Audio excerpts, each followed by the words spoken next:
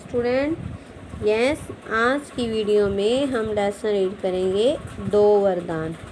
Last की video में हमने पढ़ा कि किस प्रकार राम ने विश्वामित्र के साथ जाकर ताड़का, मारीच और सुबाहु का अंत किया और विश्वामित्र के यज्ञ की रक्षा की, और किस प्रकार राम ने शिव धनुष की प्रत्यंचा चढ़ाई और सीता से विवाह किया।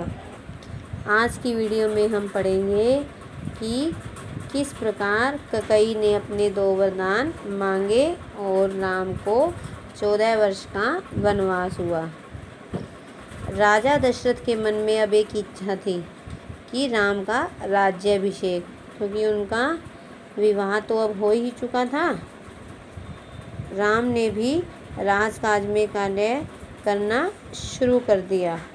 राम अपनी जिम्मेवारी को अच्छी तरह निभा रहे थे और प्रजा भी उनको बहुत प्यार करती थी।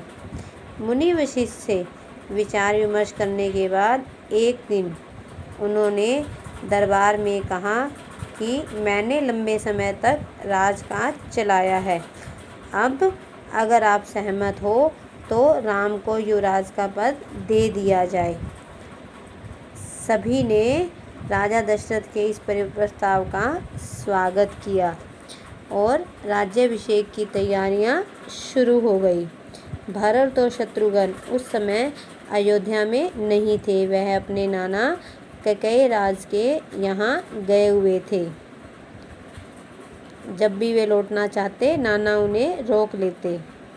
उन्हें अपने पिता के निर्णय के संबंध के बारे में नहीं पता था। यह जानकारी भी नहीं थी कि अगले दिन राम का राज्याभिषेक होने वाला है और कैकेयी से एक दिन में भरत और शत्रुघ्न आ भी नहीं सकते थे। राज्याभिषेक की तैयारियां रानी कैकेयी की दासी मंथरा ने भी देखी। उसने कौशल्या की दासी से पूछा तो उसे पता चला कि अगले दिन राम का राज्याभिषेक होने वाला है। मंथरा जल भुन गई। राम का राज्याभिषेक उसे षड्यंत्र लगा कैकेयी के विरुद्ध। उसने कैकेयी को भड़काना शुरू कर दिया और कैकेयी से आकर कहा कि तुम्हारे सुखों का अंत होने वाला है। महाराज दशरथ ने कल राम का राज्याभिषेक करने का निर्णय लिया है। कैकेयी ने खुश होकर कहा कि यह तो शुभ समाचार है और अपने गले का हार उतारकर मंथरा को दे दिया। कैकेयी तो बहुत खुश थी, पर मंथरा बोली, रानी तुम्हारी बुद्धि फिर गई है, मति मारी गई है। सवाल राम की योग्यता का नहीं है, राजा दशरथ के षड्यंत्र का है। तुम्हारा अधिकार छीनने का है। मंथरा ने हाथ दूर फेंकते हुए कहा, यह षड्यंत्र नहीं तो और क्या है। कल सुबह राज्याभिषेक है। भरत को जानबूझकर ननिहाल भेज दिया, समारोह के लिए बुलाया तक नहीं। कैकेयी ने मंथरा को डांटते हुए कहा कि राम के प्रति मेरा अगाध स्नेह है, बहुत ज़्यादा स्नेह है,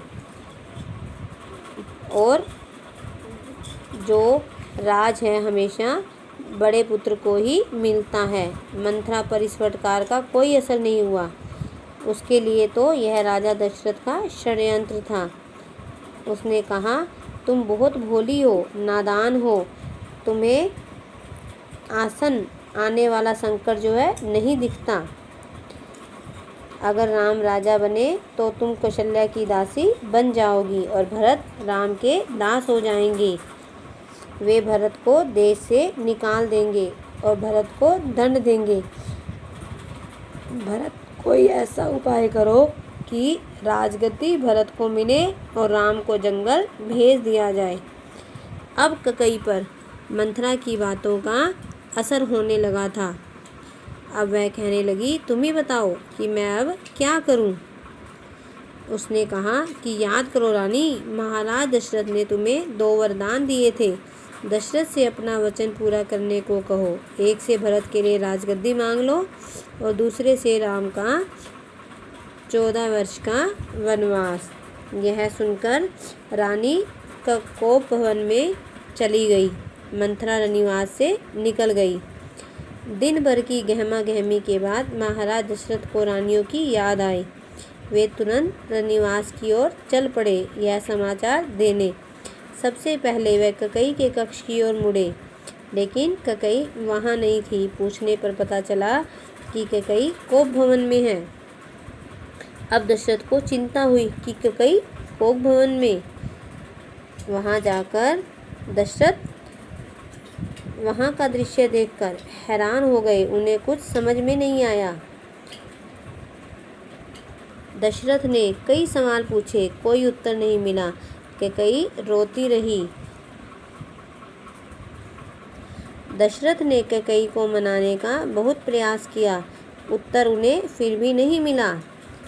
ककई ने कहा कि पहले आप मुझे एक वचन दें कि मैं जो मांगूं उसे पूरा कर देंगे। राजा ने उसी समय हाँ भर दी और कहा कि मैं राम की सौगंध खाकर कहता हूँ कि तुम्हारी हर इच्छा पूरी करूँगा। तो ककई ने कहा, आप मुझे वे दोनों वरदान दीजिए कि कल सुबह राज्याभिषेक भरत का हो, राम का नहीं, और राम को 14 वर्ष का वनवास हो। यह सुनकर राजा दशरथ हैरान हो गए। दशरथ का चेहरा सफ़ेद पड़ गया, सिर चकराने लगा। वे मूर्छित होकर गिर पड़े। कुछ देर में राजा को होश आया। दशरथ ककई की मांग को अस्वीकार करते रहे, लेकिन ककई अपनी बात पर अड़ी रही, अनर्थ बताते रहे। तब ककई ने अंतिम हथियार चलाया और कहा कि अपने वचन से पीछे हटना रघुकुल का अनादर है।